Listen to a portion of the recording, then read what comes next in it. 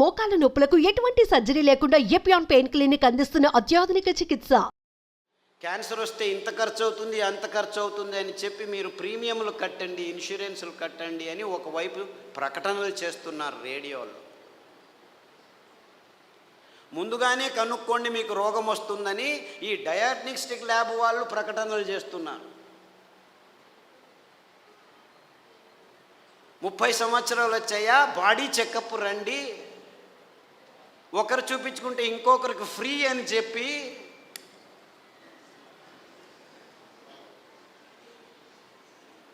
అంటే మీ భయాన్ని అమ్ముకునే ఈ భయంకరమైన సమాజాన్ని మనం నిర్మిస్తున్నామని మనకి ఎవ్వరికీ తలకపోవట్లేదు. దేవుడిచ్చింది అద్భుతమైన వైవిధ్యమయ పదార్థాలన్నింటినీ. దీనికి కారణం వాళ్ళు కాదు, నేను వాళ్ళని తిట్టడమే లేదు, అంతా మనం చేసుకున్న బుద్ధిమాంద్య పనులే. వాళ్ళు ఇస్తున్న కాఫీలు, వాళ్ళు ఇస్తున్న టీలు, వాళ్ళు ఇస్తున్న పాలు, వాళ్ళు ఇస్తున్న చక్కెర, వాళ్ళు ఇస్తున్న గోధుమ, వాళ్ళు ఇస్తున్న వరి బియ్యం, వాళ్ళు ఇస్తున్న సండే యా మండే కావో అండే అని చెప్పి తెందుల్కర్ వచ్చి జాహీరాతు. పెప్సీ తాగండి అని అమీర్ ఖాను, కోక్ తాకండి అని షారుఖ్ ఖాన్. తప్పు, ఆపోజిట్. అమీర్ ఖాన్ కోకు, ఈవిడు పెప్సీ. నేను పైనుంచి వస్తాను సల్మాన్ ఖాన్ థమ్సప్ అని వస్తే వాళ్ళు 100 mlలో 45 గ్రాములు చక్కెర అమ్ముతున్నారని ఎవరికి అర్థం కావట్లేదు. వేల కోట్ల రూపాయలు ఖర్చు పెట్టి డ్యాములు కట్టి నీళ్లను పోగు చేసి చివరికి పెంచేదేమిట్రా మనం అంటే ఈ చెరుకు నుంచి వచ్చే చక్కెర తింటే 1 గ్రాము తింటే మీ రోగ నిరోధక శక్తి 6 నెలలు మాయమైపోతుంది. డెంగ్యూ రావచ్చు, పంగు రావచ్చు, H5N1, H1N1, డెంగ్యూ, పింగు, జింక, పుంక, నీపా, ఏనేనో పేర్లు, అంతా అర్థం కాని పేర్లని పెట్టుకొని నీపా గబ్బిలాల నుంచి వచ్చింది, గబ్బిలాన్ని చంపండిరా. డెంగ్యూ దోమల నుంచి, దోమల్ని చంపండిరా. పక్షి జ్వరం, అక్కి. కోళ్ళ జ్వరం, కోళ్ళని చంపండి. పందుల జ్వరం, పందులను చంపండి. మ్యాడ్ కౌ డిసీజ్, కౌస్ని చంపండి. మిలియన్స్ ఆఫ్ అనిమల్స్ మారణ హోమం చేస్తూ వస్తున్నాము గడిచిన 15 సంవత్సరాల్లో. కానీ ఎవరికి చెప్పట్లేదు దీనివల్ల వస్తుందని. Match the following. 2వ తరగతి పిల్లాడికి చెప్తే చాలు, మ్యాచ్ చేస్తాడు. కోళ్ళ జ్వరం కోళ్ళ నుంచి వస్తుంది, పందుల జ్వరం పందుల నుంచి వస్తుంది, మ్యాడ్ కౌ డిసీజ్ కౌస్ నుంచి. అయినా అదే మాంసము తినండి, ప్రోటీన్లు కావాలి మీకు. మాంసాహారంలో B12 ఉంది, B12 మీ శాకాహారులకు రానే రాదు అని ప్రపంచం మొత్తాన్ని మాంసాహారం వైపుకు నడిపిస్తున్నారు ఈ విజ్ఞానులు, ఈ డాక్టర్లు. ఆవలిస్తే చాలు మీకు B12 వస్తుంది. సూక్ష్మజీవులు మీ నోట్లో 100,000 రెట్లు ఎక్కువ ఉన్నాయి. మీ దేహంలో ఉన్న జీవకోశాల కంటే ఈ లాక్టోబాసిల్లస్ 70% ఉంది. ప్రతి ఒక్క బ్యాక్టీరియా, మీరు పిల్లాడికి పాలు తాపుతారు కదా, ఆ పాలు పెరుగుగా మారేదానికి పొట్టలో లాక్టోబాసిల్లస్ ఉంది. ఆ లోపల అవుతున్న పెరుగు నుంచే విటమిన్ B12 వస్తుంది. అంటే మీరు చిన్న పిల్లాడికి పాలు ఇచ్చినప్పుడే విటమిన్ B12 తయారయ్యేదానికి, తయారు చేసేదానికి జీవితాంతం ఆ లాక్టోబాసిల్లస్ని మీరు పెంచుతున్నారు. ఈ విషయాన్ని ఎవరు చెప్పట్లేదు. అందరూ B12 ఇంజెక్షన్లు తీసుకోండి, ట్యాబ్లెట్లు తీసుకోండి అని చెప్పడం మొదలుపెట్టారు డాక్టర్లు. ఇంత మోసం చేస్తున్నారు. అంటే మీరు నువ్వుల పాలు, కొబ్బరి పాలు తాగితే చాలు, మీరు లోపలే B12 తయారవుతుంది, అక్కడ బ్యాక్టీరియా ఉంది. లేదు, పెరుగు చేసుకోండి కొబ్బరి పాలతో, ఒక 2 చెంచాలు తినండి వారానికి, చాలు B12 వస్తుంది. ఎంత మోసం చేస్తుంది. ఇప్పుడు ఈ కొత్త స్కామ్ ఇది. B12, vitamin D. అందరూ సాఫ్ట్వేర్ వాళ్ళందరూ లోపల 6 గంటలకు పోయి 12 గంటల వరకు కూర్చొని ఉన్నారు. వేల మంది, లక్షల మంది. వాళ్లకు సూర్యుడు దొరకకుండా విటమిన్ D తక్కువ అవుతుంది, లోపల కొలెస్ట్రాల్ విటమిన్ Dగా మారుతుంది. అది జరగట్లేదు కాబట్టి విటమిన్ T ట్యాబ్లెట్ రెడీ చేసాం, తీసుకోండి అందరూ. ఏం చెప్తే ఓరా వెధవా వెళ్ళి 1 గంట సేపు ఎండలో ఉండరా అంటే చెప్తే చాలు కదా. లేదు, ఇంకా సులభం. పుట్టగొడుగులు ఎర్గోస్టెరాల్ అని ఒక కాంపౌండ్ ఉంది, దానిని ఎండబెడితే 2 గంటలు అది విటమిన్ Dగా మారుతుంది. సో మీరు రావద్దండి, సాఫ్ట్వేర్లో అలా పని చేస్తూనే ఉండండి, పర్వాలేదు. వారానికి ఒకసారి ఎండబెట్టిన పుట్టగొడుగులను నానబెట్టుకొని ఒక 2 సార్లు తింటే మీకు విటమిన్ డి వస్తుందని చెప్పొచ్చు కదా వీళ్ళు. ఎందుకంటే విటమిన్ ట్యాబ్లెట్స్ నుంచి ఏ జీవము సరిగ్గా పీల్చుకోలేదు. Supplements are no good at all. Vitamin tablets are useless. అయినా $1 బిలియన్ బిజినెస్ చేస్తున్నారు. ఏ జీవసత్తువైనా మీ దేహంలోకి రావాలంటే సరి అయిన ఆహారం నుంచే రావాలి. సో ఆ ఆహార పదార్థాలని గుర్తించి చెప్పాల్సిన ఈ విజ్ఞానుల రెస్పాన్సిబిలిటీ ట్యాబ్లెట్లను అమ్మేదానికి వాడుకుంటున్నారు. ఇంతే, ఇంకేమీ లేదు. ఒకరోజు ఊదులు, ఒకరోజు అరికెలు, ఒకరోజు కొర్రలు, ఇంకొక రోజు అండు కొర్రలు తిని మునగాకు కషాయం, చింత ఆకు కషాయం, రావి ఆకు కషాయం, వేప ఆకు కషాయం తాగితే అది ఆడవాళ్ళు పీసీఓడి ప్రాబ్లం కావచ్చు, అంటే అండాశయాల్లో ముట్టయితే ఆగదు, ఆగితే రాదు. ఇలాంటి సన్నివేశమైన వీర్యకణాలు లేక మగవాళ్ళకి ఇప్పుడు ఆడవాళ్ళతో సంభోగం చేయాలంటే శీఘ్రస్ఖలనాలు, అదంతకదే లింగం ఆగిపోవటం, సన్నగా అయిపోవటం, రక్త ప్రసారం జరగకపోవటం, ఇలాంటి ప్రాబ్లమ్స్. Viagra $1 billion business. అదే సాక్ష్యం. నేనేమి కట్టుకథలు చెప్పట్లేదు. ప్రపంచమంతా, మన దేశం ఒక్కటే కాదు. అంటే మనిషికి రోగాలు ఎక్కువ అవుతున్నాయి, రోగాల వయోపరిమితి తక్కువ అవుతుంది ఒకవైపు అయితే, మనిషి తత్వాన్నే మార్చేస్తున్నాయి ఈ ఆహార పదార్థాలని ఏ ఒక్కరూ గమనించట్లేదు, చెప్పట్లేదు. ఆడపిల్లలు 14 ఏళ్లకు ముట్టవలసిన వాళ్ళు 6 ఏళ్లకు ముట్టవడం ఏంటి? 100కి 1 అయితే పర్వాలేదు, 100కి 90 మంది అవుతున్నారు. ఆడవాళ్ళ మూతి మీద మీసాలు ఉండనేకూడదు, 100కి 90 మందికి మీసాలు వస్తున్నాయి.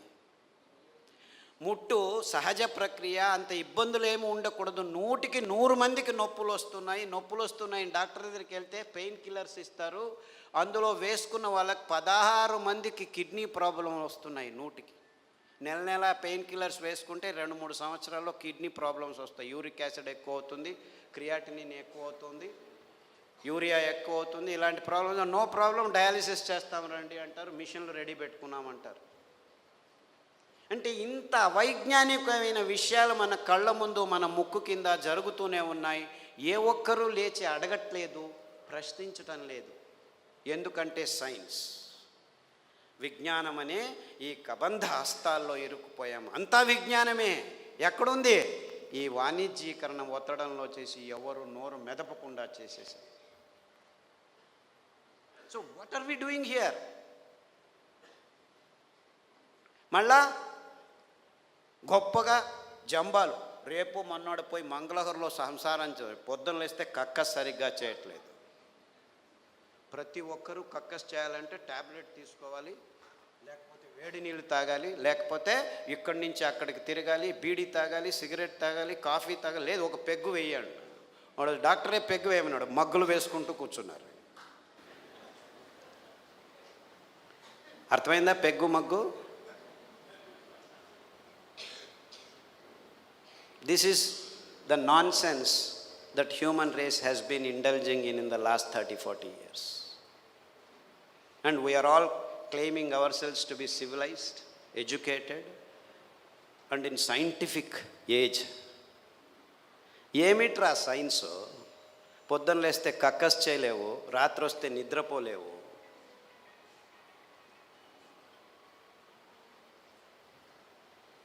Wear is your science?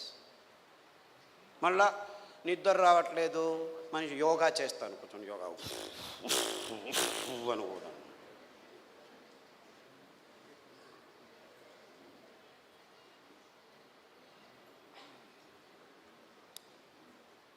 ఏం చేయమంటావు?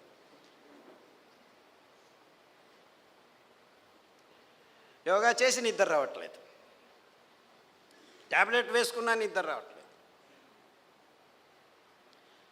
రాత్రి నిద్రపోవాలి, పగలు పని చేయాలి. మనం రాత్రిని పగలు చేసి కూర్చున్నాం, ఎలా నిద్ర వస్తుంది? లైట్లు వేసుకుంటున్నాము, రాత్రి అంతా లైట్లు.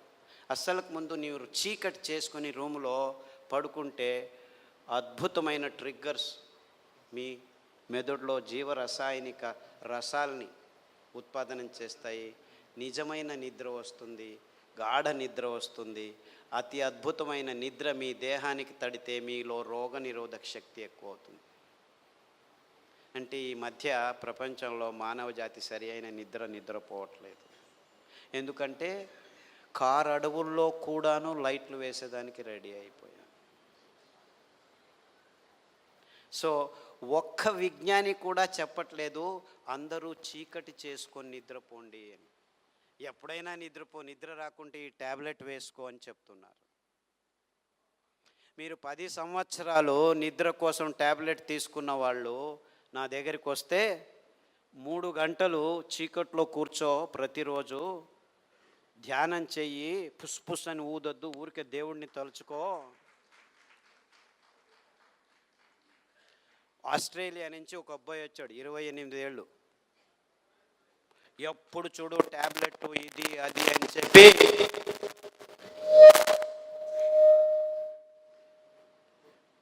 నరాలు వణుకుతూ నిద్ర లేక, నిద్రకు ట్యాబ్లెట్లు తీసుకుంటే నిద్ర రాక, చివరకు భోజనం చేసేదానికి వేళ్ళు వంగక అతి భయంకరమైన స్థితిలో వచ్చాడు.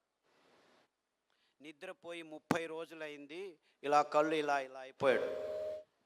వాళ్ళ అమ్మ నాన్న ఎంతో బాధపడుతూ ఇలా అయిపోయాడు, ఆస్ట్రేలియాకి తీసుకెళ్ళాము, అమెరికాకి తీసుకెళ్ళాము, అన్ని మందులు ఇచ్చాము, ఏమీ కావట్లేదు.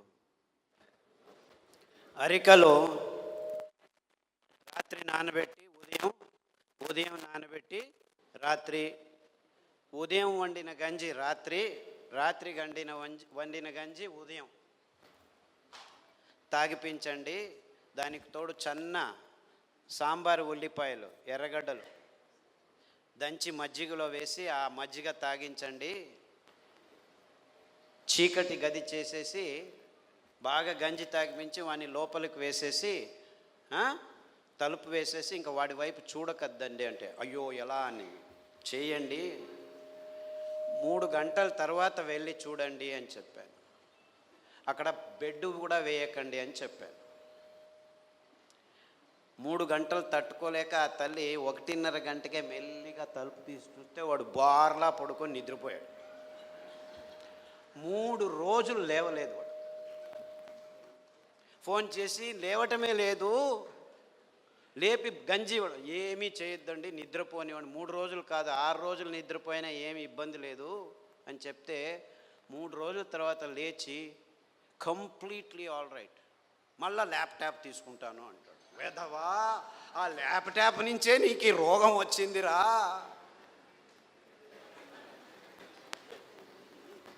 దాన్ని చూడొద్దు అని చెప్పి పంపించాను. ఇప్పటికి మళ్ళీ ఆస్ట్రేలియాకి వెళ్ళాడు. ప్రతిదినం రోజు రూమును చీకటి చేసుకొని పడుకుంటున్నాడు. సో ఎవరెవరికి నిద్రపోయేదానికి అది ఒక కారణం కావంటే ప్రతి 10 నిమిషాలకు లేచి ఉచ్చలు పోసేదానికి రెడీ అయిపోతున్నారు అందరు. 25 సంవత్సరాల పిల్లలు కూడాను 2 గంటలకు ఒకసారి లేచేది, ఉచ్చలు పోసేది, వచ్చేది. అందుకే అటాచ్డ్ బాత్రూమ్లు ఎక్కువైపోయాయి మనకు.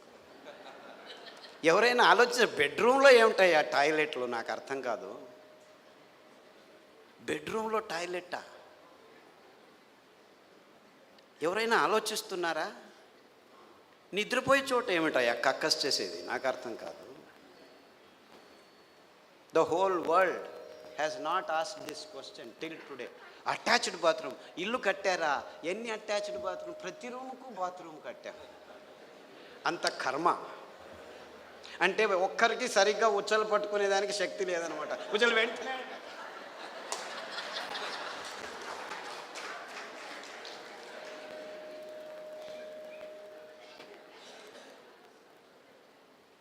అండుకొరల గంజి తాగండి, రాత్రి పడుకుంటే పొద్దున వరకు లేవాల్సిన అవసరం లేదు. In fact there have been zillions అని చెప్పాలి నేను. అంటే 100 మంది పెద్దవాళ్ళు 60 ఏళ్ళు 50 ఏళ్ళు 70 ఏళ్ళు ఉన్నవాళ్ళు రోజు రాత్రి 2 గంటలకు లేచి ఉచ్చలు, అది ప్రోస్టేట్ ప్రాబ్లము, ఈ ప్రాబ్లమ్, ఏ ప్రాబ్లం అన్నా ఉన్నివ్వండి, అరికెల గంజి తాగండి. ఈ ఉల్లిపాయల కషాయం, అంటే యాక్చువల్లీ గ్రీన్ ఆనియన్స్ అంటారు. అంటే ఆనియన్ వేస్తే పచ్చగా వస్తాయి. ఆ ఆనియన్, గ్రీన్ ఆనియన్ షాలెట్స్ అంటారు. దాని కషాయం తాగండి, రావి ఆకు కషాయం తాగండి, గరిక ఆకు కషాయం తాగండి, కొబ్బరి నూనె వేరుశనగ నూనె వారం వారం మార్చి తాగితే 6 రోజుల్లో మీరు పూర్తి శాంతంగా సమాధానంగా 10 గంటలకు పడుకుంటే 5 గంటల వరకు లేవాల్సిన అవసరం లేదు. ఎవరైనా సరే, అది చిన్నపిల్లాడైనా సరే పెద్దవాళ్ళైనా సరే. అంటే సరిగ్గా నిద్రపోవటం కూడా మానవ జాతికి. 16 మంది ట్యాబ్లెట్ తీసుకుంటున్నారు, కానీ మిగిలిన వాళ్ళంతా ఈ సర్కస్లు ఏదో ఒకటి చేస్తున్నారు. చిన్నపిల్లల వరకు ఈ రోగాలు వచ్చేసాయి. అంటే మనం గట్టిగా సాయంకాలం 1 గంట నడిచిన తర్వాత ఈ పనులు చేస్తే 6 వారాల్లో అందరూ సరిగ్గా నిద్రపోతారు, ఏమీ ఇబ్బంది లేకుండా.